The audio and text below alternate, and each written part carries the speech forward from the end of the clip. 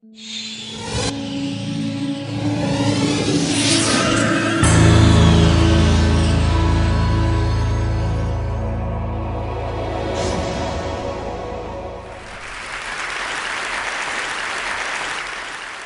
to be here and to talk to you about a subject dear to my heart, which is beauty. I do the philosophy of art, aesthetics, actually for a living. I try to figure out intellectually, philosophically, psychologically, what the experience of beauty is, what sensibly can be said about it, and how people go off the rails in trying to understand it. Now, this is an extremely complicated subject. In part, because the things that we call beautiful are so different. I mean, just think of the sheer variety. A baby's face, Berlioz's Harold in Italy, movies like The Wizard of Oz or the plays of Chekhov, a Central California landscape, a Hokusai view of Mount Fuji, Der Rosenkavalier, a stunning match-winning goal in a World Cup soccer match, Van Gogh's Starry Night, a Jane Austen novel, Fred Astaire dancing across the screen. This brief list includes human beings, natural landforms, works of art, and skilled human actions. An account that explains the presence of beauty in everything on this list is not going to be easy. I can, however, give you at least a taste of what I regard as the most powerful theory of beauty we yet have. And we get it not from a philosopher of art, not from a postmodern art theorist or a bigwig art critic. No, this theory comes from an expert on barnacles and worms and pigeon breeding. And you know who I mean, Charles Darwin. Of course, a lot of people think they already know the proper answer to the question, what is beauty? It's in the eye of the beholder. It's whatever moves you personally. Or, as some people, especially academics, prefer, beauty is in the culturally conditioned eye of the beholder. People agree that paintings or movies or music are beautiful because their cultures determine a uniformity of aesthetic taste. Tastes for both natural beauty and for the arts travel across cultures with great ease. Beethoven is adored in Japan. Peruvians love Japanese woodblock prints. Inca sculptures are regarded as treasures in British museums, while Shakespeare is translated into every major language of the earth. Or just think about American jazz or American movies. They go everywhere. There are many differences among the arts, but there are also universal cross-cultural aesthetic pleasures and values. How can we explain this universality? The best answer lies in trying to reconstruct a Darwinian evolutionary history of our artistic and aesthetic tastes. We need to reverse engineer our present artistic tastes and preferences and explain how they came to be engraved in our minds by the actions of both our prehistoric, largely Pleistocene environments where we became fully human, but also by the social situations in which we evolved. This reverse engineering can also enlist help from the human record preserved in prehistory. I mean fossils, cave paintings, and so forth. And it should take into account what we know of the aesthetic interests of isolated hunter-gatherer bands that survived into the 19th and the 20th centuries. Now, I personally have no doubt whatsoever that the experience of beauty, with its emotional intensity and pleasure, belongs to our evolved human psychology. The experience of beauty is one component in a whole series of Darwinian adaptations. Beauty is an adaptive effect which we extend and intensify in the creation and enjoyment of works of art and entertainment. As many of you will know, evolution operates by two main primary mechanisms. The first of these is natural selection, that's random mutation and selective retention, Along with our basic anatomy and physiology, the evolution of the pancreas or the eye or the fingernails, natural selection also explains many basic revulsions, such as the horrid smell of rotting meat, or fears, such as the fear of snakes or standing close to the edge of a cliff. Natural selection also explains pleasures, sexual pleasure, our liking for sweet, fat, and proteins, which in turn explains a lot of popular foods, from ripe fruits through chocolate malts and barbecued ribs. The other great principle of evolution is sexual selection, and it operates very differently. The peacock's magnificent tail is the most famous example of this. It did not evolve for natural survival. In fact, it goes against natural survival. No, the peacock's tail results from the mating choices made by peahens. It's quite a familiar story. It's women who actually push history forward.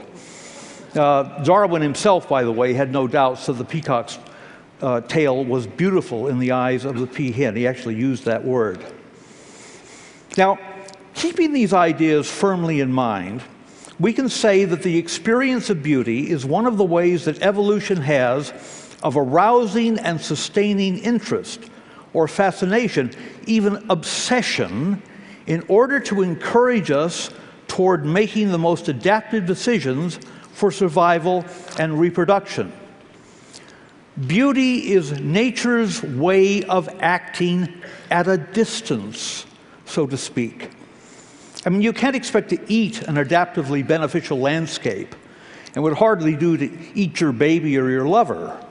So evolution's trick is to make them beautiful, to have them exert a kind of magnetism, to give you the pleasure of simply looking at them. Consider briefly an important source of aesthetic pleasure, the magnetic pull of beautiful landscapes. People in very different cultures all over the world tend to like a particular kind of landscape. A landscape that just happens to be similar to the Pleistocene savannas where we evolved. This landscape shows up today on calendars, on postcards, in the design of golf courses and public parks, and in gold-frame pictures that hang in living rooms from New York to New Zealand. It's a kind of Hudson River School landscape featuring open spaces of low grasses interspersed with copses of trees. The trees, by the way, are often preferred if they fork near the ground. That is to say, if they're trees you could scramble up if you were in a tight fix. The landscape shows the presence of water directly in view, or evidence of water in a bluish distance, indications of animal or bird life, as well as diverse greenery, and finally, get this, a path or a road, perhaps a riverbank or a shoreline, that extends into the distance, almost inviting you to follow it. This landscape type is regarded as beautiful even by people in countries that don't have it. The ideal savanna landscape is one of the clearest examples where human beings everywhere find beauty in similar visual experience. But, someone might argue, that's natural beauty. How about artistic beauty? Isn't that exhaustively cultural? No, I don't think it is. And once again, I'd like to look back to prehistory to say something about it. It is widely assumed that the earliest human artworks are the stupendously skillful cave paintings that we all know from Lascaux and Chauvet. Chauvet caves are about 32,000 years old, along with a few small realistic sculptures of women and animals from the same period. But artistic and decorative skills are actually much older than that. Beautiful shell necklaces that look like something you'd see at an arts and crafts fair, as well as ochre body paint, have been found from around 100,000 years ago. But the most intriguing prehistoric artifacts are older even than this. I have in mind the so-called Acheulean hand axes. The oldest stone tools are choppers from the Olduvai Gorge in East Africa. They go back about 2.5 million years. These crude tools were around for thousands of centuries until around 1.4 million years ago, when Homo erectus started shaping single thin stone blades, sometimes rounded ovals, but often in what to our eyes, an arresting symmetrical pointed leaf or teardrop form. These Acheulean hand axes, they're named after Saint-Acheul in France, where finds were made in the 19th century, have been unearthed in their thousands, scattered across Asia, Europe, and Africa, almost everywhere Homo erectus and Homo ergaster roamed. Now, the sheer numbers of these hand axes shows that they can't have been made for butchering animals. And the plot really thickens when you realize that, unlike other Pleistocene tools, the hand axes often exhibit no evidence of wear on their delicate blade edges. And some, in any event, are too big to use for butchery.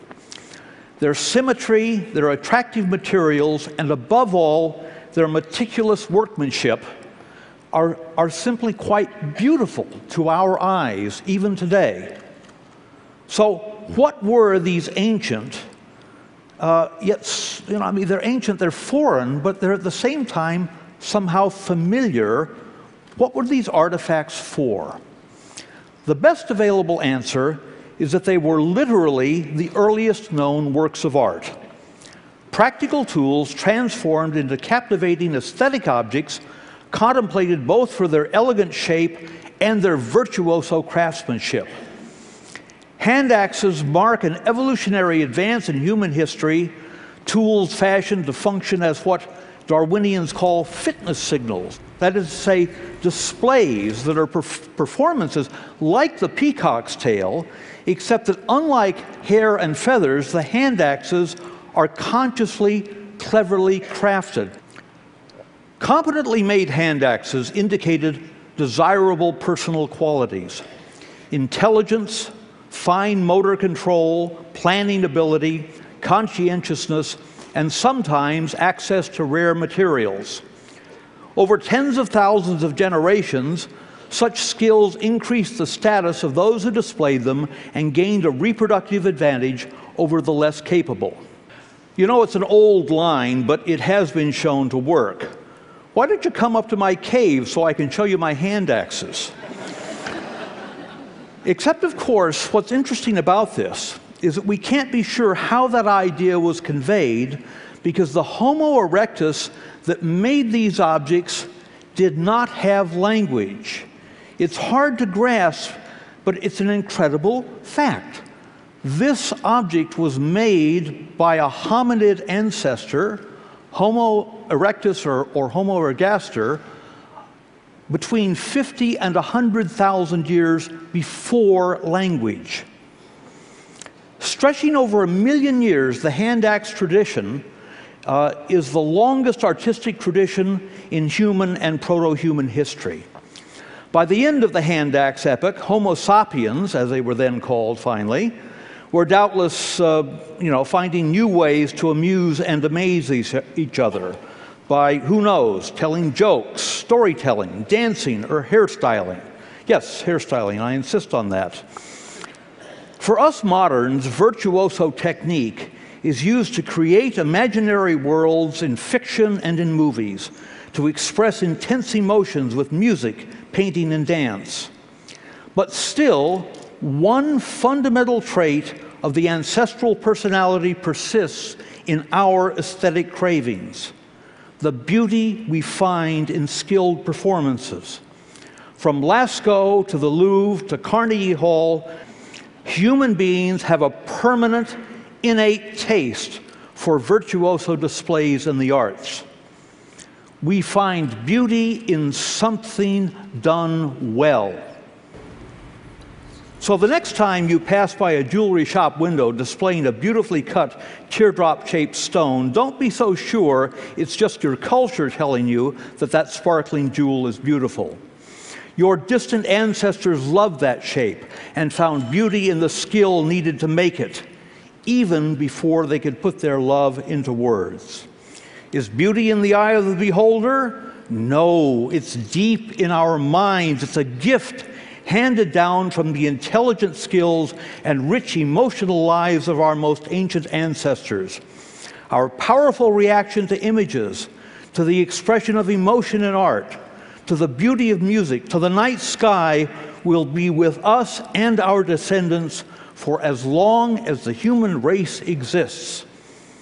Thank you.